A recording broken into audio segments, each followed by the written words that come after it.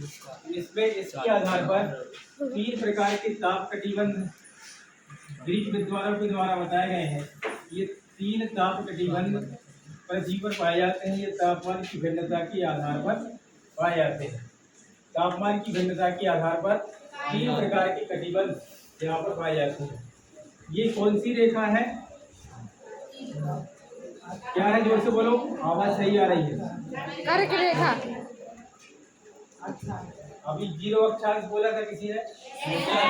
0 अक्षांश रेखा है ये। कर्क रेखा कहाँ होती है? कितने अक्षांश पर कर्क रेखा है? शिवा, कितने अक्षांश पर कर्क रेखा है? 23.5 डिग्री। 23.5 डिग्री पर है। यहाँ 23.5 डिग्री है क्या? ये बीच पृथ्वी के बीचों बीच जो रेखा है ये 23.5 डिग्री पर होगी। 0 पर, 0 पर।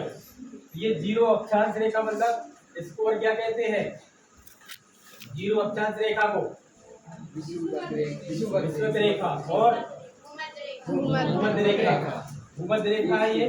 भूमध्य रेखा से लेकर 23.5 डिग्री उत्तर अक्षांश और 23.5 डिग्री दक्षिण अक्षांश।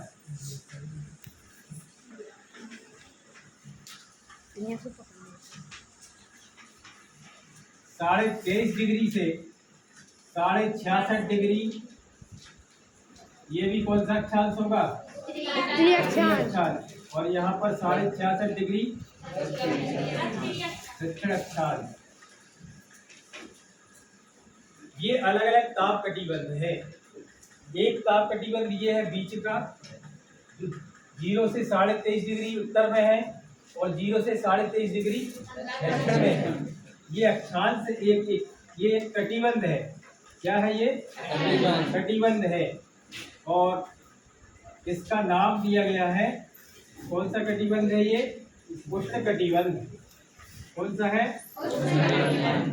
बिल्कुल ध्यान से सुनना, ध्यान से देखना। नहीं लिख पा रहे कोई बात नहीं, सुनना बस ध्यान से, ठीक है? बाद में इसको घर में लिख सकते हो। यदि समझ में आ गया तो खुद बना लोगे, सब लिख लोगे। और समझ में नहीं आया तो कुछ नहीं कर पाओगे। तो समझ में आना ज्यादा जरूरी है। ये 23.5 हमारे 0 डिग्री, हमारे 0 अक्षांश से 23.5 डिग्री उत्तर अक्षांश और 23.5 डिग्री दक्षिण अक्षांश, ये पूरा क्षेत्र क्या है? उष्ण कटिबंध है। उष्ण कटिबंध मतलब ये गर्म क्षेत्र है दुनिया का। क्यों है? क्योंकि सूर्य की पूरे वर्ष भर यहाँ पर लंबवत किरणें पड़ती है, सीधी किरणें पड़ती है। इस वाले क्षेत्र में सूर्य की सीधी किरणें पड़ती हैं, लंबवत किरणें पड़ती हैं हमेशा। यहाँ का तापमान हमेशा उच्च बना रहता है। तो ये विषुवतरेखीय प्रदेश भी कहलाते हैं। यहाँ पर वर्ष भर तापमान कैसा रहता है? अधिक। कैसा रहता है? अधिक। क्यों रहता है? सूर्य की सीधी किरणों के कारण से। सूर्य की यहाँ पर कैसी किरणें पड़ती है? लंबवत। लंबवत मतलब सीधी किरणें। और जहाँ पर सीधी किरणें पड़ेंगी कम एरिया में फैलेगी, इतने एरिया को गर्म करेगी। तो इतना वाला एरिया हमेशा गर्म बना रहता है। इसलिए इस कटिबंध का नाम क्या दिया गया है? इसके बाद 23.5 डिग्री उत्तर अक्षांश से 66.5 डिग्री उत्तर अक्षांश, ठीक है? 23.5 डिग्री उत्तर अक्षांश से 66.5 डिग्री उत्तर अक्षांश तक एक और कटिबंध है यहाँ पर।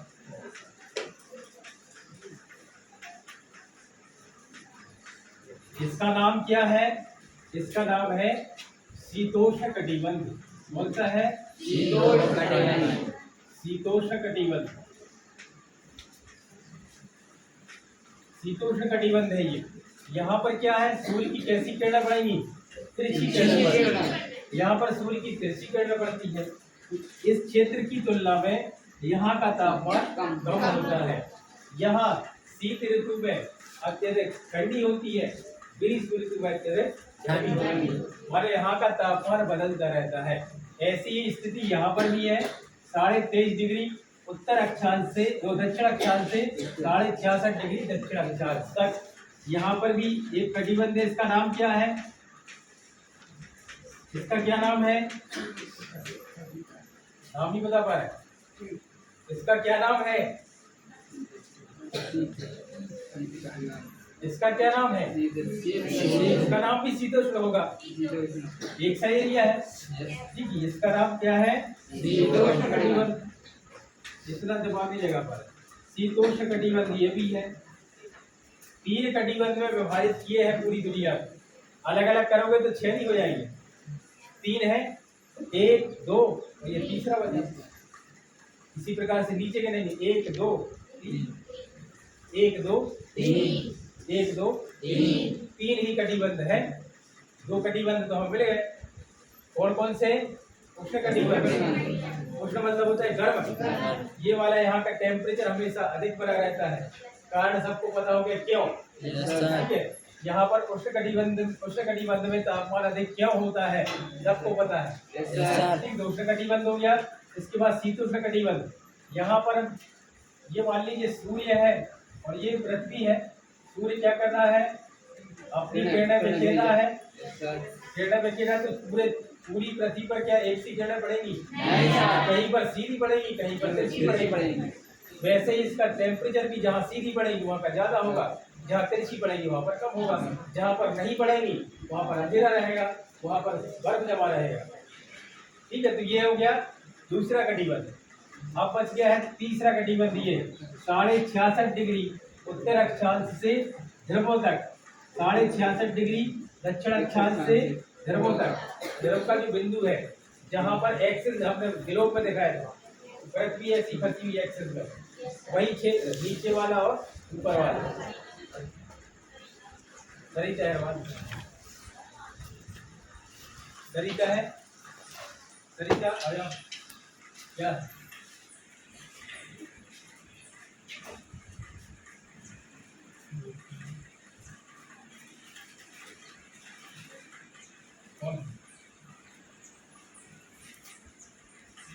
अब 66.5 डिग्री उत्तर अक्षांश से ध्रुवों तक, माने जहां पर ध्रुव का बिंदु है, ध्रुव के केंद्र बिंदु तक, पॉइंट तक, 66.5 डिग्री से ध्रुवों तक, जहां पर ध्रुव का बिंदु है यहाँ तक एक और कटिबंध है।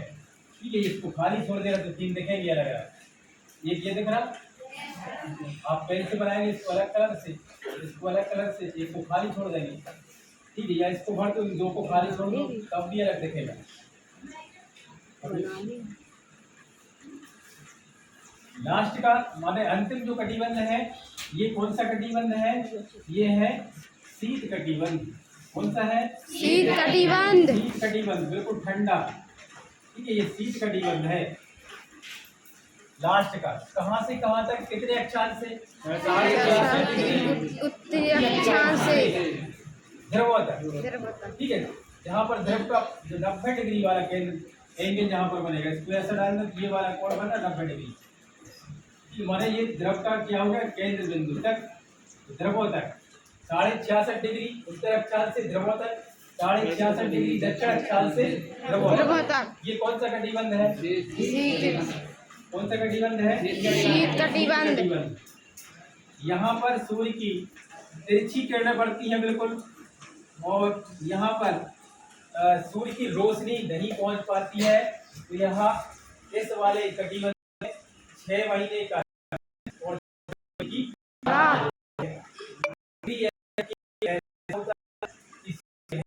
वाले जैसी हमें प्राप्त है, ऐसी ठीक वैसे ही अंधेरा रहता है, स्थिति होती है। यहाँ पर नहीं कर पाता वाले एरिया में और नीचे वाले में और दक्षिण में। तो यहाँ पर 3 महीने का है ठंडा प्रदेश, तो कटिबंध ठंडे हैं,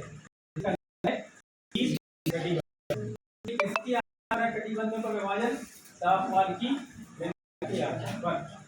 तापमान में अलग भाई आ रही है। ये सवाल में वाले क्षेत्र में होगा, इस वाले यहाँ पर तापमान में भिन्नता, यहाँ पर तापमान निम्न होगा, बिल्कुल निम्न। ठीक है, यहाँ दोनों जगह तापमान की बिल्कुल निम्नता है, 0 डिग्री तक टेम्परेचर यहाँ पर पाया जाता है। इसलिए यहाँ के क्षेत्र आपने देखे बर्फ जमी हुई, हिमाच्छादित है, बर्फ यहाँ पर जमी बर्फ होती है। तो ये हो गया कटिबंधों का विभाजन, इसके बारे में बताना कि छूट गया था पॉइंट। अब आज जो हमें पढ़ना था, आज पढ़ना था हमें तापमान की सामान्य हिरासत, तापमान का व्यतिक्रमण और तापमान को नियंत्रित करने वाले कारक क्या कहलाते हैं। ठीक है, तापमान की सामान्य हिरासत, इसमें किसी को दिक्कत है क्या? कितने प्रकार के कटिबंध पाए जाते हैं? तीन कटिबंध है। कौन कौन से हैं?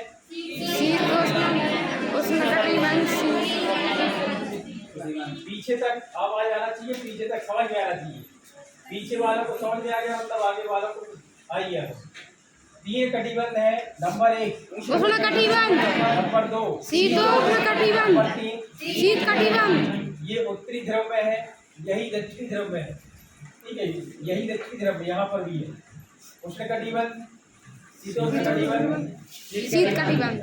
ठीक है, तीन ही कटिबंध है। पूरी पृथ्वी पर कितने कटिबंध पाए जाते हैं? हमारे ग्रीक विद्वानों के द्वारा 3 कटिबंधों में इसको विभाजित किया गया है। इसी को देखते हैं, यहाँ तापमान होता है, यहाँ तापमान में भिन्नता होती है, यहाँ तापमान बिल्कुल निम्न होता है।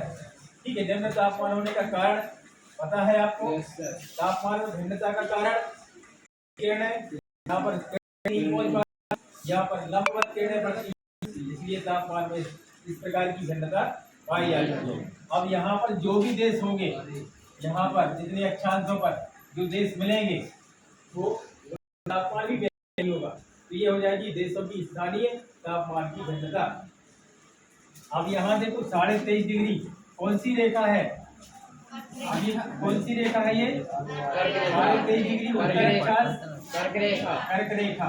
23.5 डिग्री दक्षिण अक्षांश मकर रेखा, क्या बात, मकर रेखा। और 66.5 डिग्री कौन सी रेखा है? कौन सी रेखा है? विषुवत।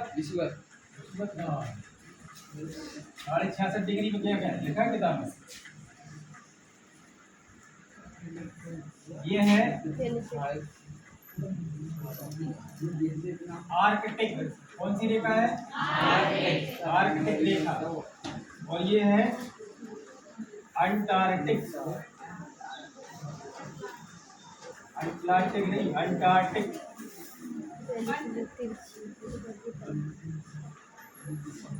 अंटार्कटिक रेखा। और ये आर्कटिक वृत्त है, ये अंटार्कटिक वृत्त है। ये लास्ट में ये क्या है? आर्कटिक वृत्त और ये अंटार्कटिक वृत्त।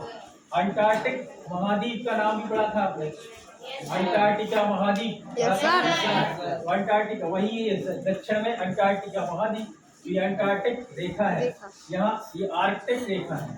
ये आर्कटिक वृत्त है जो बिंदु बचा, ये अंटार्कटिक वृत्त जो बिंदु बचा है। यहाँ पर रेखा कोई नहीं बची, यहाँ पर तो केवल एक बिंदु बचता है, क्योंकि यहाँ पर केवल एक बिंदु बचता है। और यहाँ पृथ्वी कैसी है? चपटी है, यहाँ चपटी है। ठीक है, द्रवों पर कैसी है? चपटी। ये हो गई रेखा है जो आपको पहले बताई गई। 23.5 डिग्री भारत जो कर्क रेखा है, ये भारत की कहाँ से निकलती है? बीच से निकलती है, भारत के बीच से निकलती है। भारत के बीचों बीच से निकलती है और भारत को 2 अलग अलग जलवायु प्रदेशों में विभाजित करती है। ये भी पढ़ा था। अब यहाँ पर देखो ऊपर ठंडा है और नीचे गर्म है। तो भारत का दक्षिण वाला जो हिस्सा है, यहाँ की जलवायु कैसी है? उष्णकटिबंधीय। भारत का उत्तर वाला जो हिस्सा है, यहाँ की जलवायु कैसी है? ठंडी जलवायु। ऊपर बर्फ जमती है, नीचे गर्मी ज्यादा होती है। यहीं पर भारत के बीचों बीच से निकली है। भारत की स्थिति कहाँ पर है? कितने अक्षांश पर भारत स्थित है? कितने भारत की अक्षांशीय स्थिति बताओ? 23.5 8 degree 8 degree 4 minute 8 degree 4 minute उत्तरी अक्षांश से 37 डिग्री 6 मिनट 36 डिग्री 6 मिनट उत्तरी अक्षांश का। हमारे यहाँ इसके ऊपर है, यहाँ से ये 0 है। 0 से 8 पर हम आएंगे तो भारत मिल जाएगा। कहाँ तक मिलेगा? 36 मिलेगा। बाद में करके रेखा बीच में आ रही है। है ना। इसीलिए भारत में जलवायु में भिन्नता पाई जाती है, दो अलग अलग जलवायु, यही तापमान की भिन्नता के कारण से। ठीक है, तो आज अगला टॉपिक अपना, अगला टॉपिक क्या होना चाहिए आज? तापमान की सामान्य ह्रास दर।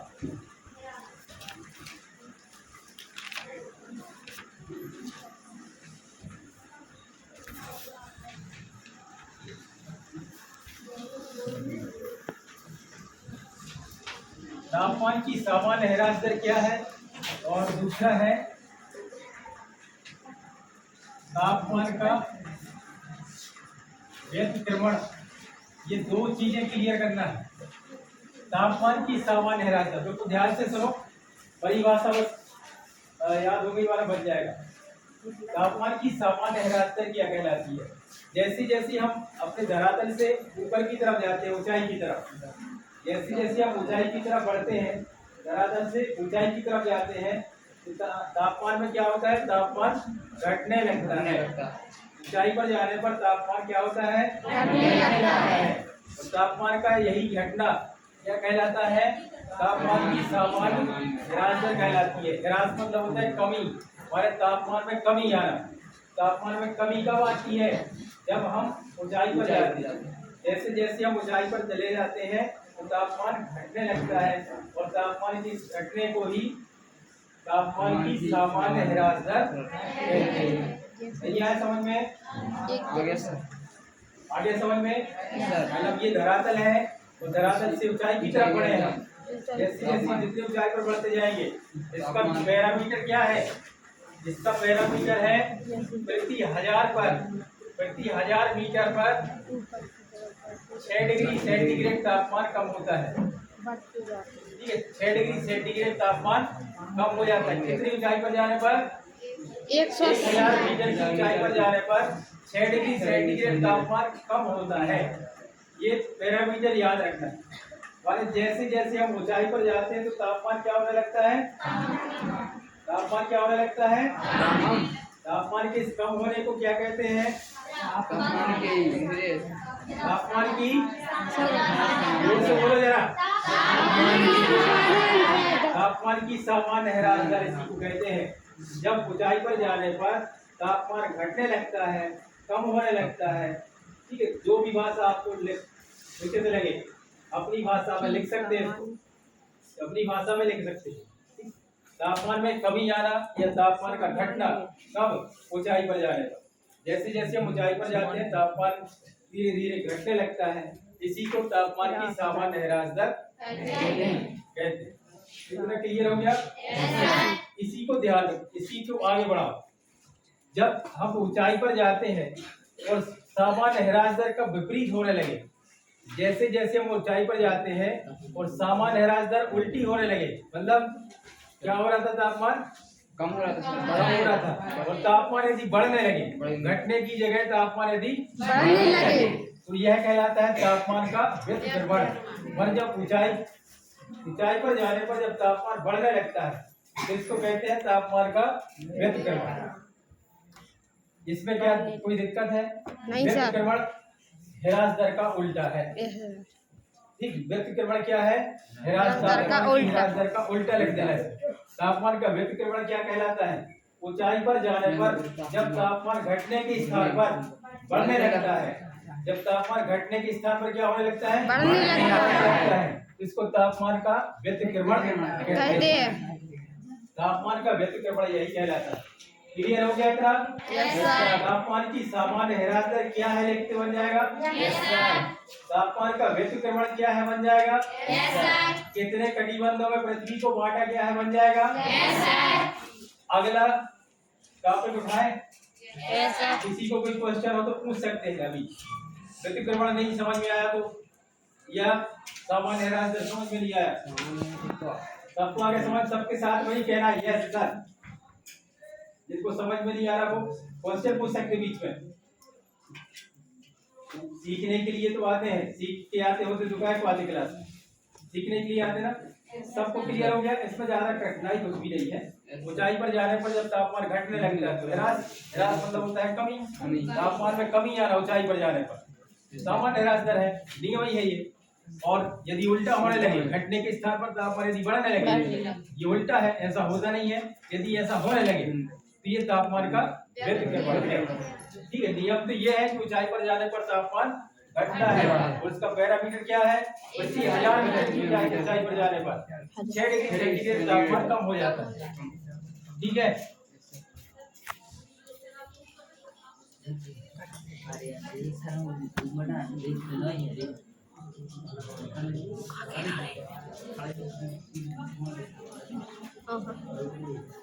किसी को कोई प्रश्न, कोई डाउट? ये आवाज की जाती है। अब यहाँ पर लास्ट केवल अंतिम और अध्याय खत्म। ठीक, अध्याय खत्म कर रहे हैं, इसीलिए हम लास्ट पीरियड ले रहे हैं। ये अध्याय खत्म हो जाए, आपको होमवर्क मिल जाए। होमवर्क किसी ने नहीं किया अभी तक। लास्ट में पढ़ेंगे तापमान को नियंत्रित करने वाले कारक। ठीक है, तापमान को नियंत्रित करने वाले कारक कौन कौन से हैं?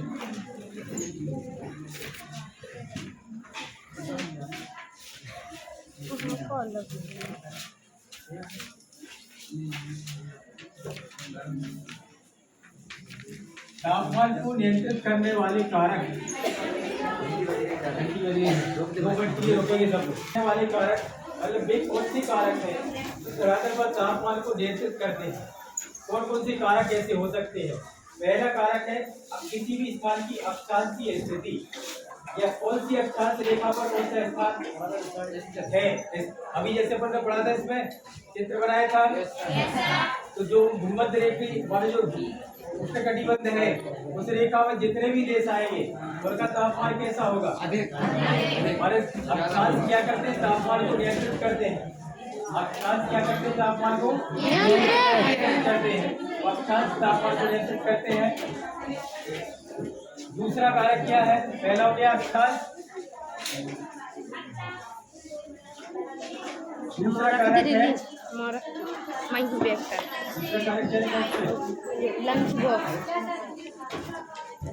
दूसरा कारक क्या लिखा है?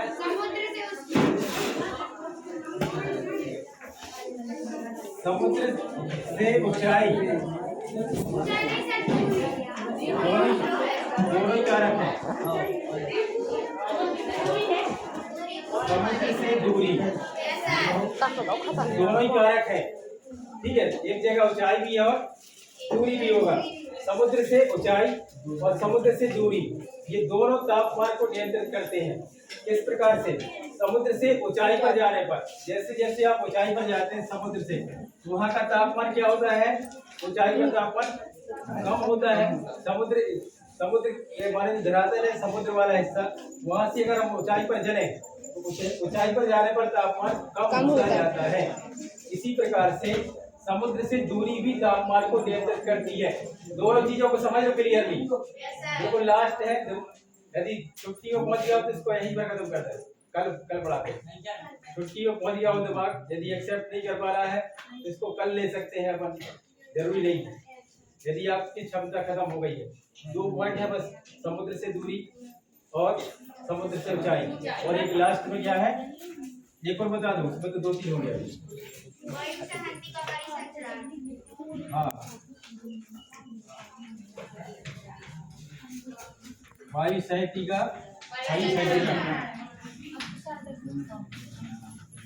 और इसी में लास्ट में है उष्ण और शीत समुद्री धाराएं। ठीक, यहाँ पर अक्षांश क्लियर हो गया। जितने अक्षांश पर जो देश होगा वैसा ही तापमान वहाँ का होगा। यदि निम्न अक्षांश पर स्थित है तो वहाँ का तापमान अधिक होगा, क्योंकि 0 से 23 तक हमने पढ़ा उष्णकटिबंध। 23 से ऊपर वहाँ पर तापमान में भिन्नता होगी देशों में, कभी ठंड में अधिक ठंडी पड़ेगी, गर्मी में अधिक गर्मी पड़ेगी। तो समुद्र से ऊंचाई किस प्रकार से प्रभावित करती है? समुद्र से जैसे ही हम ऊंचाई पर चले जाते हैं, ऊंचाई पर जाने पर तापमान कम होता जाता है। तो समुद्र से जो देश या जो स्थान या जो नगर या जो भी क्षेत्र है, जो जितनी ऊंचाई पर स्थित होगा वहाँ का तापमान उतना कम होगा। समुद्र से दूरी कैसे प्रभावित करती है? जैसे धरातल पर जो समुद्र जल क्षेत्र है, जल क्षेत्र को गर्म होने में क्या लगता है? टाइम लगता है। उसी प्रकार से इसको ठंडा होने में भी टाइम लगता है। इसलिए जल क्षेत्र में तापमान अधिक होता है। जहाँ जो स्थान समुद्र के निकट है वहाँ का तापमान अधिक होगा, स्थल क्षेत्र का तापमान कम होता है। क्योंकि स्थल शिफ्ट जल्दी से ठंडा होता है और जल्दी से गर्म होता है। दो चीजों को एक साथ गर्म करें, एक पत्थर को गर्म करो और एक पानी को, कौन सा जल्दी गर्म हो जाएगा? पानी गर्म हो जाएगा जल्दी। पत्थर और पानी को गर्म करो एक साथ तो पत्थर गर्म होगा जल्दी की पानी?